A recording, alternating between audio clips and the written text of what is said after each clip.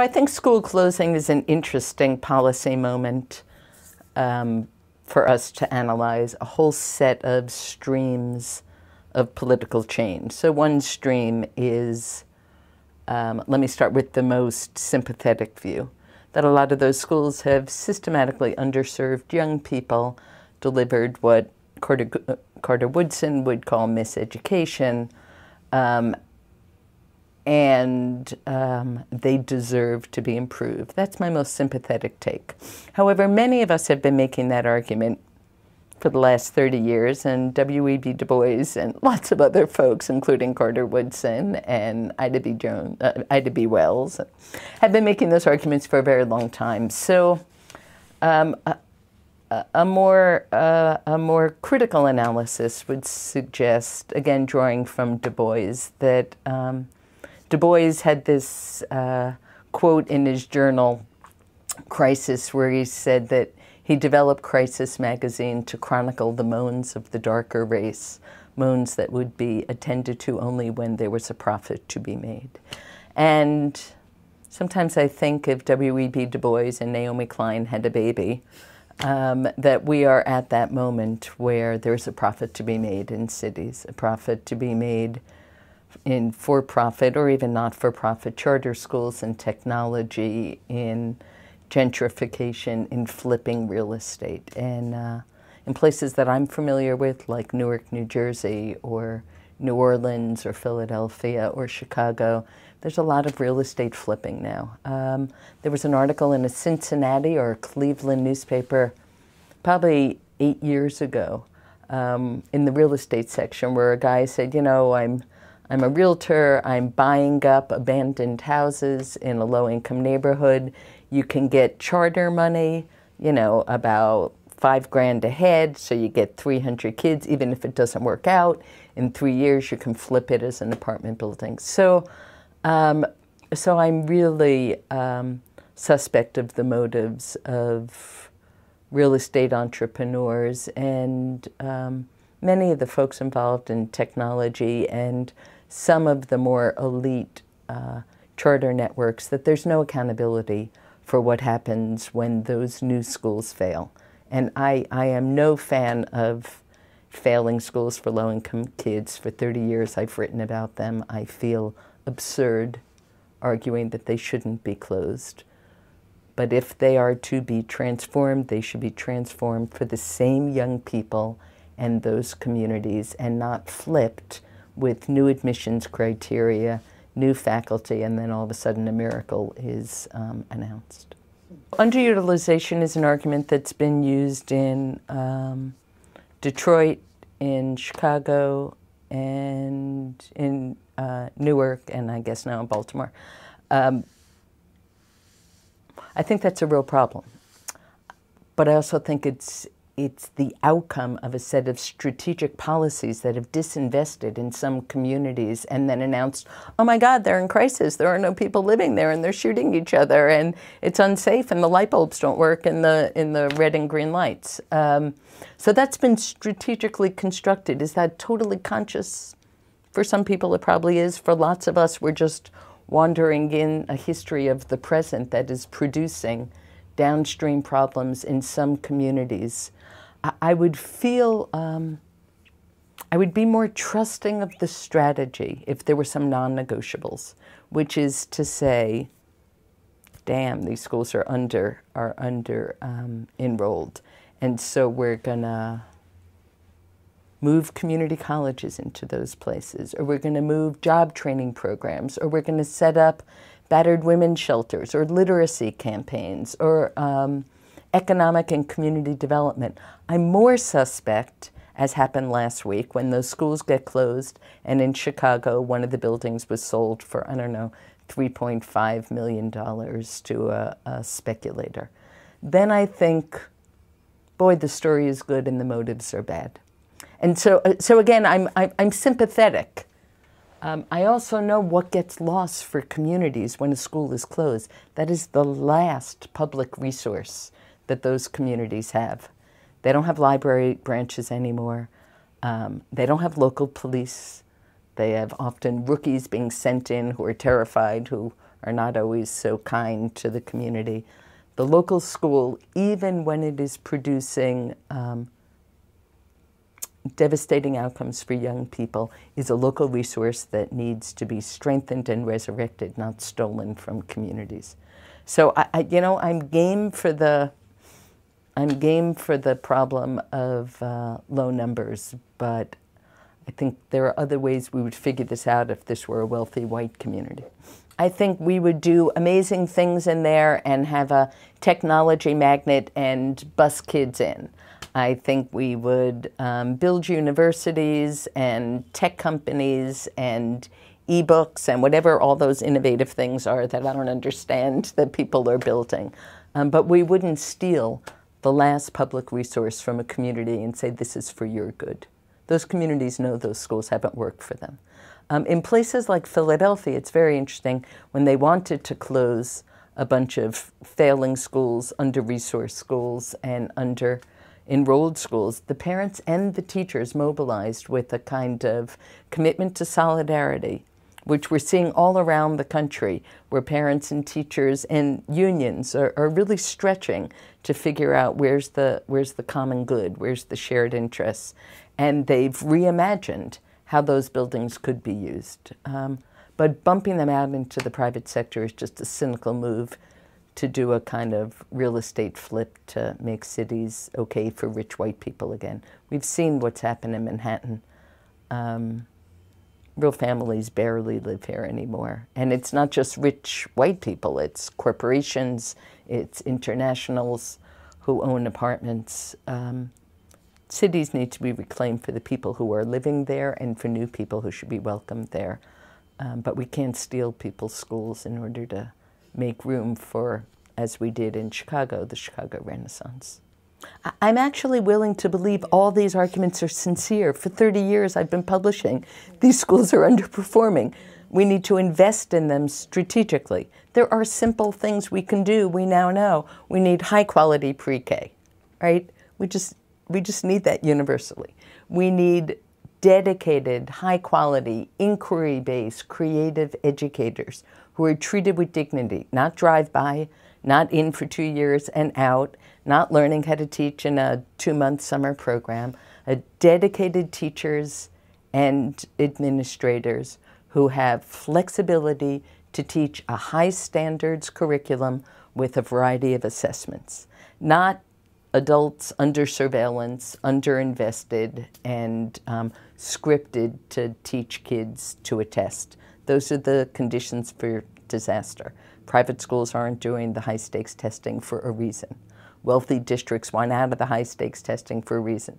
So what you've got in cities is a kind of hyper-fetish with high-stakes testing.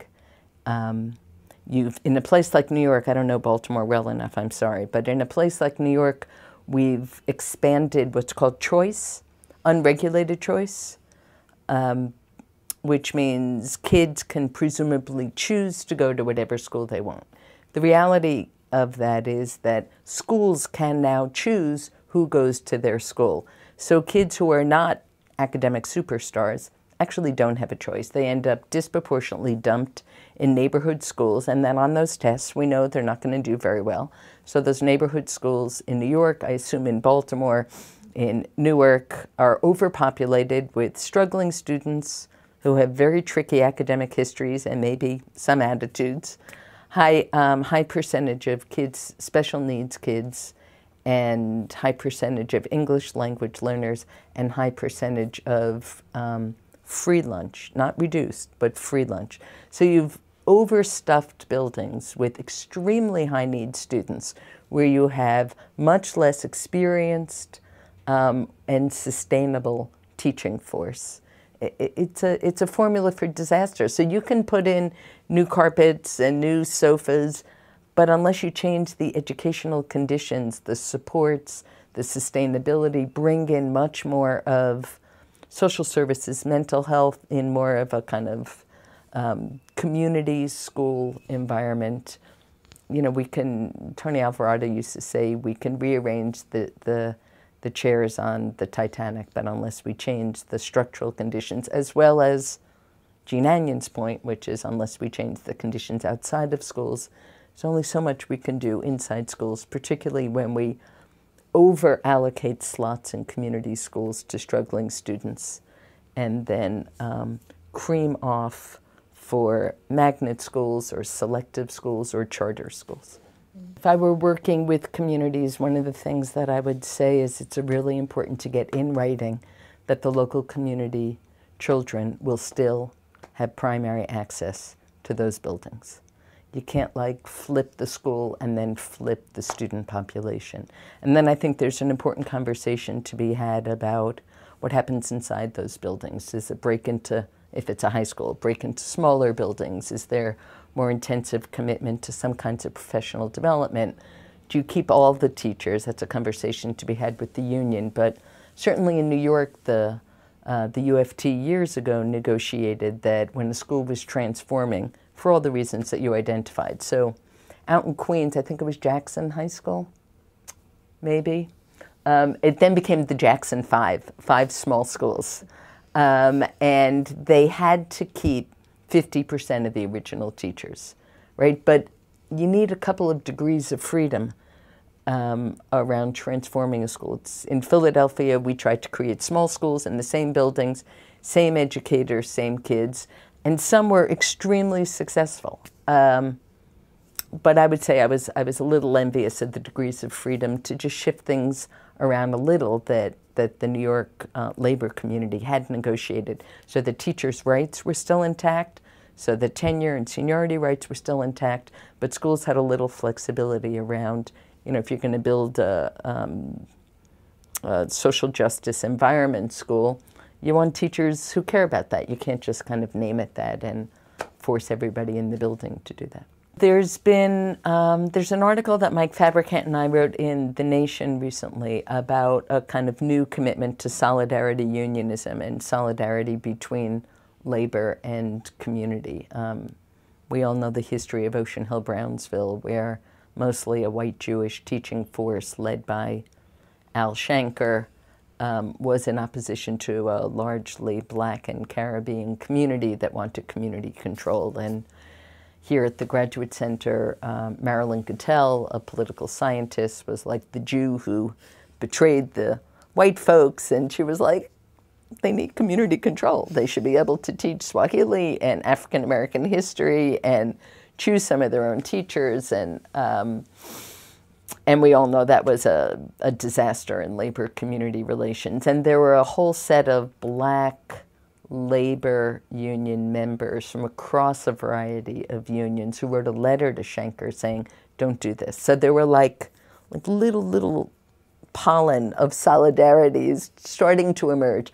I think fast forward to 2014, we're seeing a very different landscape where progressive labor leaders, Karen Lewis, has been certainly in Chicago, and Bob Peterson in Milwaukee, and Mary Catherine Richards in St. Paul, and Jerry Jordan in Philadelphia, where and this is led really by Randy and Eric Zachary at the UFD, where there's been a kind of dedicated commitment for labor to be working with community on issues that are educational and teacher rights, but well beyond that, immigration rights, gentrification, school-to-prison pipeline. And that's a stretch. And I have to say that in the same way that I have higher expectations for public universities because I belong to them, for Jewish people, for social justice because I am one, I have higher expectations for labor unions in education than I do for other labor unions, that we have to think about workers' rights and the educational projects, so that in those places, educational justice, labor justice, and racial justice are all strands of a braid. And really amazing work has happened. That is not to say that the states have respected that solidarity. Certainly in Pennsylvania, in Philadelphia, they just whipped through the teachers' union contract. But parents and educators and young people are a really important third leg of this stool now.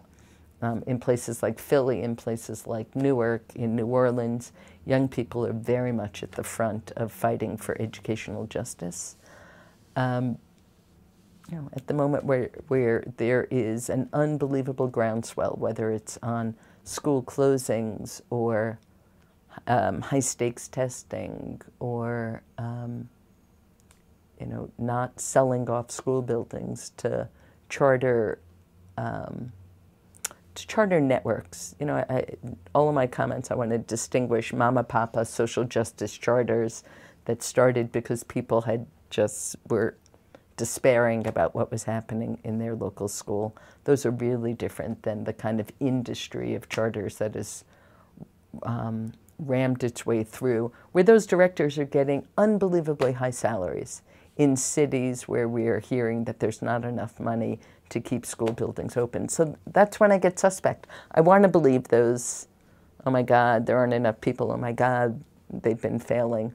But then when I see charter entrepreneurs making a fortune, when I see buildings being sold, when I see administrators getting a lot of money, and I see testing being used to close down schools in black neighborhoods and basically diminish the number of black teachers in places like Chicago. School closings has produced a drop, I think over 10 years, a drop from 40% black teachers to 25%.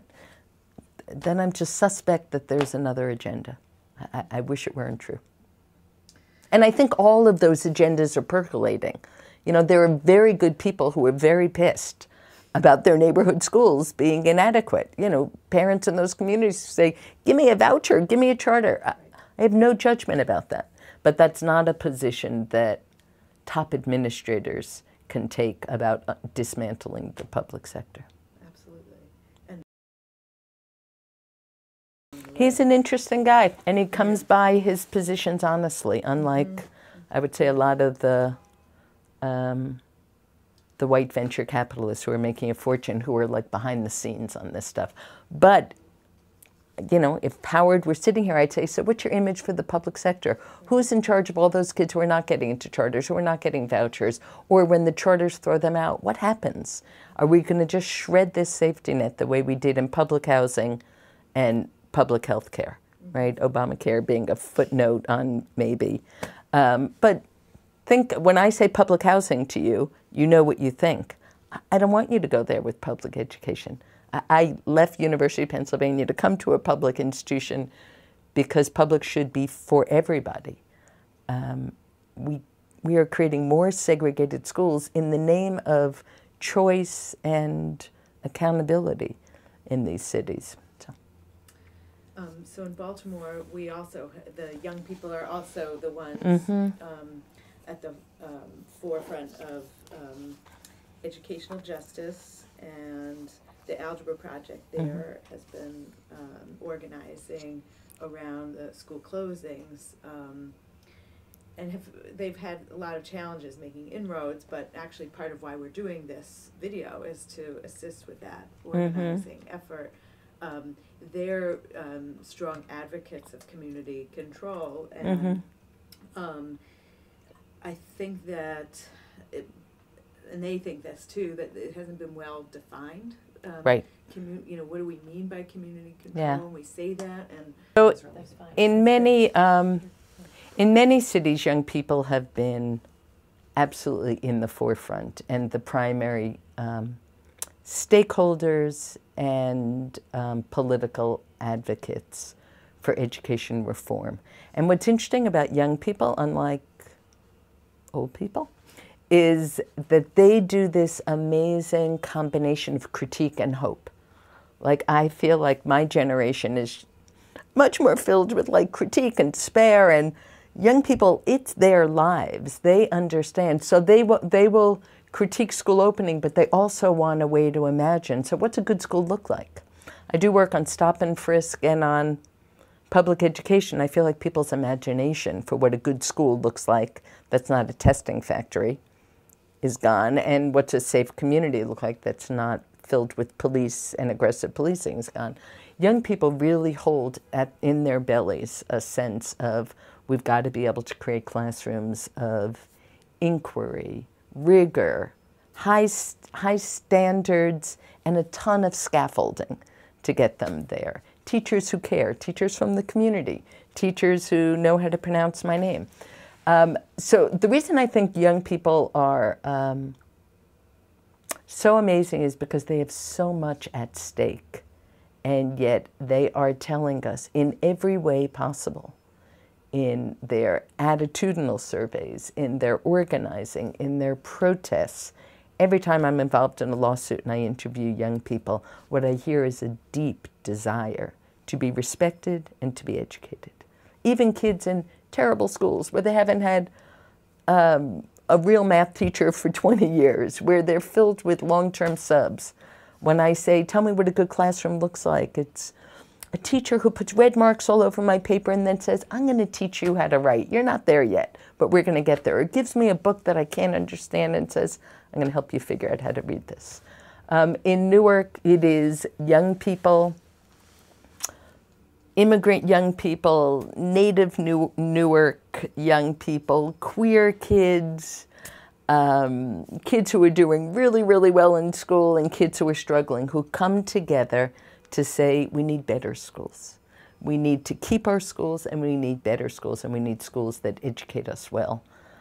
They are understanding, because they have been raised in what I would call conditions of precarity, that is just like on the edge all the time. Everything could change, you know, a budget could change, a teacher leaves, a dad could get arrested, a mom could get deported, they could end up in foster care. They have a kind of wisdom from precarity, not just the pain and the oppression, but a wisdom and a kind of resilience to keep resisting and hoping. It's a kind of beautiful, and it's not a shock to me that these are kids of color, undocumented kids, queer kids, who speak with wisdom from the margins about how the world must be, right? They're not scared of losing their little advantage, because mostly they don't have one. But they've got a kind of brilliance associated with their structural marginality and biographies that's, I think that's been an inspiration and a conscience for a lot of the adults who are scared to speak because they might lose their jobs or because they've got a mortgage or, you know, for all the reasons we're scared to speak. So I find young people and retirees, retired police officers, retired educators are real resources in saying we've got to move this forward. And also because the young people have access to social media, the arts, music, they interrupt what's called, you're not going to want to tape this, but an epistemology of ignorance. That is, how do we not know what is so in front of our eyes? How did we learn to not see that every child deserves a good education, that of course preschool matters? How much more evidence do we need that detracking exposes kids to wonderful academic opportunities? How much more evidence do we need to demonstrate that high-stakes testing simply creates a scientific justification for racism and classism, but that performance assessment opens up opportunities? Presumably, we're in an era of evidence-based practice, and yet all the kind of compelling evidence is on the progressive side. Even on school closings, there's lots of evidence that kids lose academic achievement, that the year before the school closes, there's a washout because everybody's a mess and teachers are looking for jobs, that the summer before there's extraordinary summer loss, and that we lose kids, we lose bodies. They just don't go to the next school. And that most of the kids who do go to another school end up back in the basement. And kids who end up going, better schools end up in the basement, and most kids end up going to equally crappy schools. So there is no magic in this. We've got to take on jobs and poverty as well as school reform. Now remind me your question, okay. Jessica. I almost forgot my question. So what's community control? Wouldn't it be cool to have a gathering of young people and elders and native folks and people from historically black schools and from yeshivas and from parochial schools and from integrated public schools saying, so what do we mean, what do we lose, what are the non-negotiables, and what are the points of flexibility? So I'll give you my fake, invented at the moment I'm gonna shoplift from a variety of wonderful historic education struggles to build this. So New York never tried community control because they were always under the guise of folks who were about to take it away from them. The native schools, the Maori schools in New Zealand, where I've gotten to spend some time, have a really tight sense of what community control means. It means there's a Maori curriculum.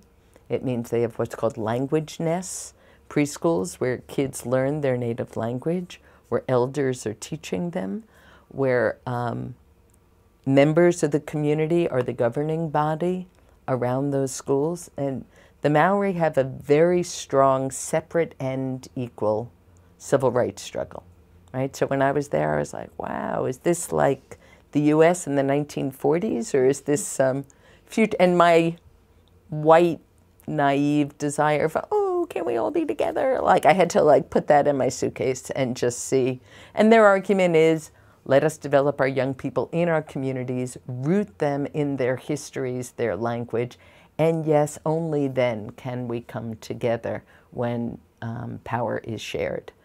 But they see US versions of integration as a Benetton ad of kind of fake faces and bodies smushed together in a kind of white lens, asking young people to forget and to betray from where they come. And I don't mean to be romantic and naive about any of that. So one image has to do with curriculum.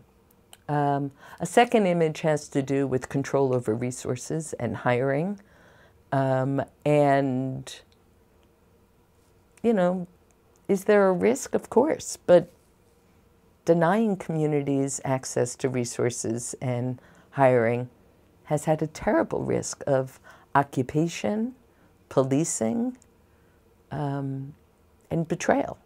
So is there a risk that some people will take the money or they'll only hire their brothers? Maybe. I live in New Jersey. We hire our brothers all the time. That's what we do. So I think key control over key resources, curriculum, faculty, and finances. In Chicago, when the Chicago Reform Act passed, late 80s, I think, there were a bunch of really critical policy shifts that went into community control. Sorry, this is too long. But one was that the schools had access to all their Chapter 1 monies. Before then, Chapter 1 dollars were held by the central office. So there was a huge central office on Pershing Road. But all the state Chapter 1 monies went right to the school, and they had to decide. Communities elected their local school councils, which were, I won't get this right, but 4 teachers, 6 parents, somebody else. The job of the local school council was to hire the principal, right? So power and resources really got inverted in very powerful ways. And Michael Katz, who just passed away, and Elaine Simon and I got to go to Chicago and watch it in action. And it was, we were in the poorest schools. The auditoriums were filled with parents and grandparents and kids and dogs and food, and on stage were 3 principal candidates. What are you going to do if a teacher whoops my kid? What are you going to do if a kid whoops my teacher? What's your image or curriculum? It was like a reality show, but the parents had real power. And when you interviewed those principals and said, who do you work for? They said, I work for the community. When you interviewed the other principals, they said, I work for the assistant superintendent, who works for the associate superintendent, who works for 16 people north of that. So there they had those critical elements that the community elected the local school council. There was a lot of money invested in community organizing to make sure folks would actually vote, because school board elections have a terrible, but when it's your local school, it's got a different salience. The resources went to the school and the principal worked for the community. And then I would say, wouldn't it be fun to build in a kind of participatory, ongoing evaluation of how are things going? What's the climate like? What's the flexibility like? Are we getting too insular? Have we hired too many brothers? Where's the money going? And keep that going, have that as the project of a high school student, an educator, a parent, and an administrator, and have blogs going about what are we doing with our money? How is our curriculum doing? What assessments are we inventing? Are we true to our community? What do we do now that our community is changing? Right? It would just be a flow of democracy insinuated in participatory research, a kind of deep accountability. So let me try to do a recipe for community control. If you were making a soup of community control, here's my absolutely arrogant and humble thought of what goes into the soup. One is that the school gets its budget and hires its teachers and its principals. Those decisions are made at the level of the school. The second is that the council of people who are making those decisions include parents, educators, and maybe university folk or local businesses or local community-based organizations, not to overpower, but to redefine what constitutes community. The third is that the school has to be accountable, I would say, to state standards, but can assess those in a variety of ways. A fourth would be that the school can develop its own curriculum to be compatible with the history and language and legacy of the community. And the fifth would be that there'd be ongoing participatory research by students, community members, parents, educators, and administrators. Maybe they'd each run a blog looking at finances, hiring, curriculum, and assessments, so that there'd be an ongoing kind of democratic flow of information about how's our school doing and what do we wish were true. So public education has to be viewed as a vehicle for democratic participation. And in Baltimore, in Philadelphia, in Newark, in Jersey City, historically, in Patterson, historically, the state has appointed the school board members, and it's a takeover. It's an occupation. And like other occupations, what it does is either pisses people off or deflates their sense of possibility, often both. And we now have lots of years of experience that those takeover districts don't work, except to redistribute resources upward and away from community. So I would say if I were in Baltimore, and again, humble and who the hell is she, maybe every community should invent a people's Board of Ed around its school or around its district and just start acting as if and calling it, just to build, even if it doesn't prevail, which it probably won't in the short run, just to build people's sense of possibility. You know, this is not for the film, but for whatever. We're doing all this work in the Bronx, participatory work on stop and frisk with community, and it's amazing. Have we changed the practices? A little, maybe, who knows?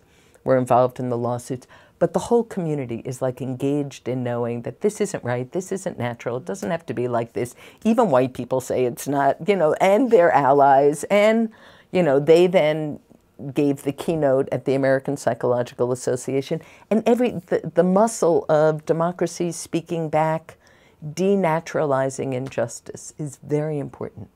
And so we need to just take back who can speak. In Montclair, New Jersey, our school board is, you know, running a corporate reform agenda. We've been having public sessions, living room sessions, a blog. The good or bad news is people are really upset with what's happening to education. They don't know where to turn. And there's such a mainstream media silence on resistance and alternatives. And I do think it's organizers' job to activate the resistance, but to help people imagine what else is possible. Because right now people can't, nobody wants to go back to the way things were. For those of us who are white, those were the good old days. For people of color and poor people, there is no romance with the past. Maybe if you went to an historically black school and had a good experience, you had resource inequity, but intellectual and ethical riches. It's just, so we can't go backwards. And so I've been called on that too many times. You know, do you want to be? No. But we need to help people remember that public schools are an engine of multiracial democracy. I think there are spaces that are being built everywhere. I think Chicago's a great space. Karen Lewis, for whom we wish good health, with parents, with educators, has really mobilized a city. And when the parents defended the teachers' strike, it was because a lot of work had been done for an alternative vision of schools that were not being closed, schools that took seriously multiracial curriculum, schools that took seriously mental health, nurses, library, arts, music. It was low-income families and kids deserve what wealthy people are getting. And so there was a big vision that helped people mobilize. It wasn't just against high-stakes tests or for opt-out or against school closing. I think it's hard to be against school closing if the school was crappy and you have no alternative vision. But, you know, I think public universities should be stepping up and thinking about, what if we set up a small community college in that wing of that school? What if we set a job training program up in a wing? What if we set a daycare center up in another wing? So Chicago, we can look at California, we can look at, you know, the performance consortium schools in New York have led a long and powerful resistance against high-stakes testing with a powerful alternative strategy. We can look at the almost 1,000 colleges that are saying we're not going to accept the SATs. We shouldn't be just seeing exceptions for high-end kids. We are now watching private schools, private universities say, you don't have to take those tests. And then public schools, public universities tightening the screws on the tests where we know that the very people who are going to be undermined by those tests are low-income kids. No matter how fair we make the test, no matter if they haven't had a real math teacher, they're probably not going to do that well on the math test. We'd be better off investing in math teachers than in all the technology and testing that we're investing in. Community control is important because public institutions belong to their local communities. They cannot be appropriated by state or federal government and then handed over to private entities. And public schools, like public libraries, like juries, like highways,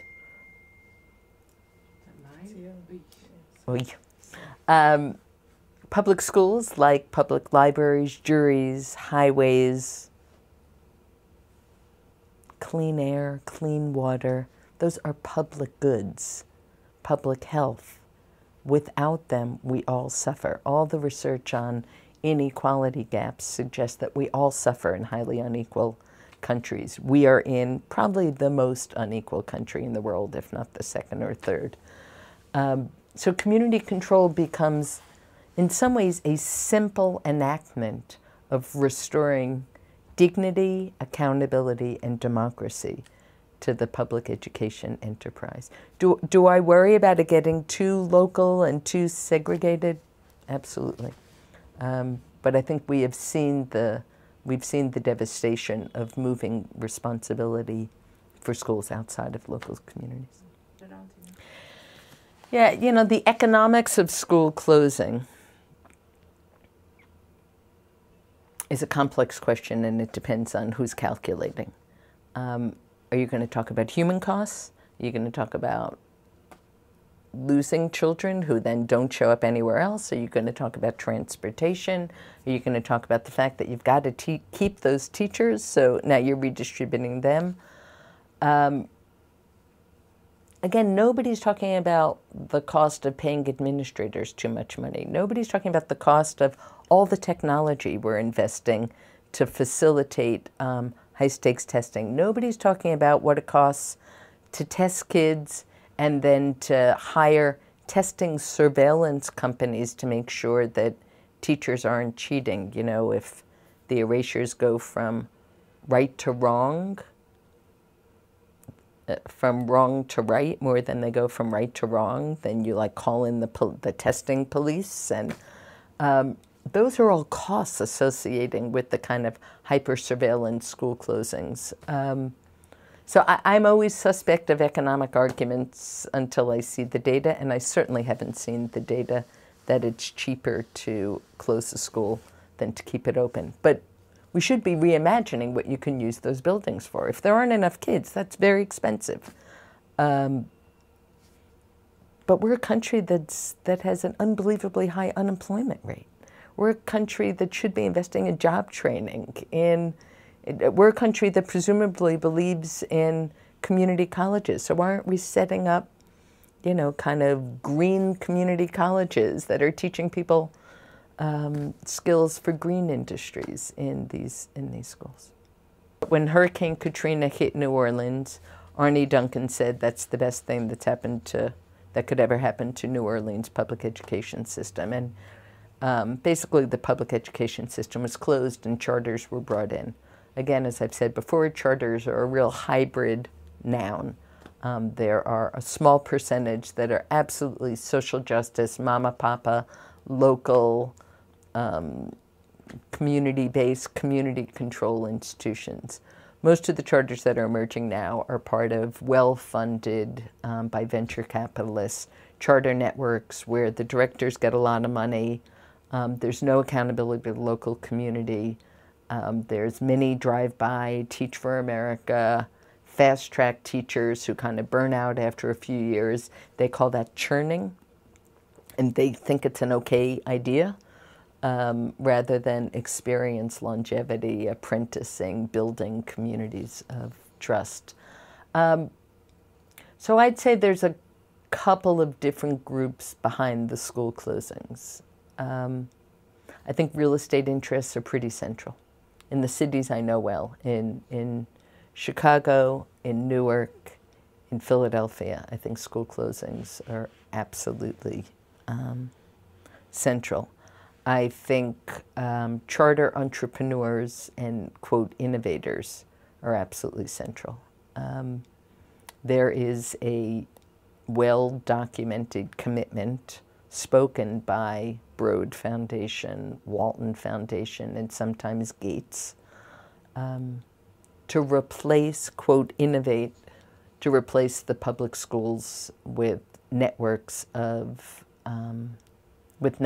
schools, but to undo public school districts, district offices, and just have kind of networks of schools. I worry a lot about that because, again, we've seen what happened in housing when we took away a kind of housing infrastructure, multi-class, multi-level housing. You know, we have poor people housing and then the rest of us are on our own, and a huge homeless population that has just flourished, so to speak. There's technology and testing companies. So Pennsylvania is well known for its cyber charters. There's a lot of talk of personalized learning now. That's all foreplay to technology. You go on as a learner. It says, oh, Jessica, don't worry, you're going to get this one right. I went to a session where kids are studying for college entrance to public universities, and they're clicked into a sweat monitor, and so it can capture heartbeat, sweat, and breathing, and it's called personalized learning, and it's very personal. It says, oh, Michelle, I know you're nervous about this one, but you can do well. It's a little creepy. And the cyber charters also have a lot of religious school backing, parochial school and yeshiva, Orthodox Jews and Catholics who are kind of wanting a share of the public coffers. And so the cyber charters can kind of penetrate the firewalls. And then there are people who are just pissed that they've been systematically miseducated. They're not making any money off of this, but they're rightfully pissed. And so they are the AstroTurf. They are the well-funded grassroots that get T-shirts and show up at Andrew Cuomo's office when Andrew Cuomo says public education is the last monopoly we know. So there are multiple interests, and then fundamentally, there are the people who want to bust the unions, and bust public sector unions in particular. And I would say in some ways getting the teachers is the big desire here. Because when you close the school and you reopen it as a charter, with non-union teachers, you start to diminish the percentage of a district's teachers who are in the union, and so you weaken the labor power within a district. That's happened a lot in Chicago. As I said earlier, black teachers and black administrators have really lost, and it's weird to compare that to Reconstruction, but James Anderson has been looking at some of that, and I was just at a talk of his. It's frightening. You know, you had this moment after the war of kind of black education, then all of a sudden you get Jim Crow, and the percentage of black teachers, black administrators, black schools washes out. We're in a similar moment. So, you know, this is like market reform. Not everybody's creepy making a lot of money, although they are. But a lot of people just believe in market reform, that nobody should be guaranteed a job, nobody should have tenure for life. Why are these unions fighting for health care benefits? Why am I working hard and paying for health care benefits? And that's a strong ideology. Mm-hmm. That's not just people who are trying to make money. Right. People have to be articulating. And again, I think there's a lot in indigenous knowledge and native struggles for sovereignty. People need to be able to make some claims about what's their land, what's their space, what's their culture. People are being asked to show leases where they're all renting, right? And so it's just very easy to flip the landlord, keep the building empty for a few years, grow some good schools. We're seeing it all over New York. And I would say, like, the Success Academies have been the front end of that. Eva Moskowitz has been the front end of that. She's now moving into more gentrifying neighborhoods. But, you know, she was on the Upper West Side, in Harlem, and most of the Success Academies have been pretty segregated spaces, but they're starting to move into gentrified neighborhoods. Her husband wrote an article about the only integrated schools left are the charter schools. So we're starting to see, it's like pinkwashing, you know, how like repressive countries advertise how good they are about lesbian and gay issues. And in some ways it's like charters advertising how good they are about integration, when in fact local communities are being sold out. Yeah. So we've seen, in Chicago, I know we've seen gentrification around the Renaissance 2010. And reopenings. Detroit is on deck. And could you say more about that and how that has gone down? Oh, sorry, Chicago, Cleveland, Detroit, but Chicago gives us the best historical account, Pauline Littman's work, that basically the Renaissance 2010 was a way of kind of gentrifying schools so then communities could gentrify around them. And so you can watch the kind of neural networks of school transformation, renovation, and then the apartments, the condominiums, the co-ops, and the housing stock around it changes, and particularly low-income people of color can't afford to stay any longer. And so they move out. You see it in Washington. We see it all over the country. What would it mean if communities actually held dedicated participatory conversations about what might we do with this abandoned land? And if real estate developers came in, how would we maintain the mix of our community rather than the occupation of our community? I mean, you know, people in the Bronx are excited that they're suddenly getting lights, and not, you know, floodlights, but street lights and nice stores and an organic market. And people aren't totally, it's just that all those good things come with a sweep of occupation. So it'd be interesting to look at where the communities that have kind of done slow development so that it was also equitable. And that I don't know, but it would be interesting to even map or have young people find, like, where communities where, like Germantown in Philadelphia, always seemed like a place that was kind of committed to development and equity, as though those were compatible, right? And I don't know where else one might find that. Maybe it's happening in Queens, maybe it's happening in parts of Brooklyn. The sweep, the corporate sweep. I don't know that Baltimore has all that corporate money, right? But you know, when I was down there recently, I certainly heard community concerns about Hopkins eating up the neighborhood. And when I've done organizing work in Baltimore, I was always so surprised that the low-income housing stock was so crappy. Because in Harlem, you knock on a door and the door doesn't fall in, right? It was built for real people. And in Baltimore, it felt like it was temporary housing as housing, right? So I'm not surprised. But, you know, to do some planning forward and to say, what will Baltimore look like in 10 years? And what would we want to be building? That'd be really fun to bring in some radical geographers and educators and the Algebra Project, Penn, Columbia. Yeah, They've right, all it's done the it. same. Penn was a little less horrible than Columbia because they have this strong civic Ira Harkavy stuff going on.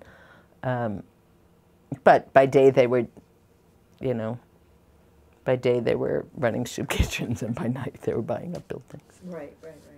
Yeah, Hopkins doesn't have quite that. They don't have watches. No. But and that's one area, and then there's the whole Station North area. That's really, you know, this is like a whole new like sort of art community that's developing in the central part of the city. That's, you know, a huge area of concern around gentrification. Right. So first come the artists, then come the gay folks, right, and exactly. And so, you know, and then come white women and babies. Yeah. It's just like that story's being written everywhere. Used to be Jews, then blacks, but now we're doing the reverse story. Yeah. So, you know, it'd be interesting even to get like the president of